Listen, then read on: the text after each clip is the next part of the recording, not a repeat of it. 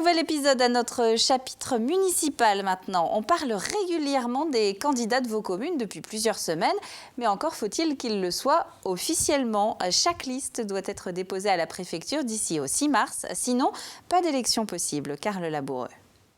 Les bulletins de vote, par contre, noir et blanc. Adjointe au maire sortant de Boufféré, Marie Le Breton a décidé de se relancer dans les élections municipales, mais cette fois-ci en tant que tête de liste. Une liste complète que la candidate et l'une de ses colistières viennent d'ailleurs déposer ce matin-là en préfecture.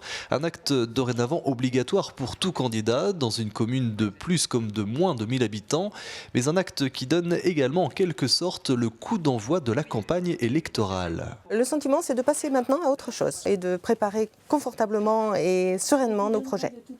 C'est-à-dire que pour vous, là, ça y est, c'est lancé, quoi. Les municipales sont ouvertes. Les municipales sont ouvertes. Mais une liste déposée n'est pas automatiquement enregistrée. 3 étages plus haut, c'est ici qu'elle va être traitée. YOU Michel 28 5 55. Chaque nom de chaque liste est saisi dans une base de données nationale.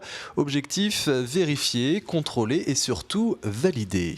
Le ministère de l'Intérieur effectue chaque soir un certain nombre de vérifications, notamment de vérification de ce que l'on appelle des doublons, qui consiste à voir si un candidat ne s'est pas inscrit dans plusieurs communes. Et seule cette vérification peut être faite au niveau central.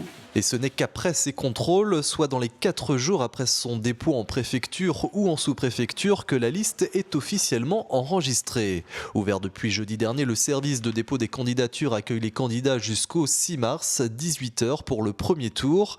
Un mois durant lequel la dizaine de fonctionnaires affectés exclusivement à cette tâche va enchaîner les rendez-vous. Rappelons que la Vendée compte 282 communes et qu'en 2008, lors des dernières élections municipales, près de 500 listes s'étaient déclarées avec plus de 8300 candidats. Et à Boufféré, où le maire ne se représente pas, outre la liste de Marie Le Breton, il y aura également celle de Florent Limousin. Et puis vous avez pu apercevoir en fin de reportage Thierry Cousseau.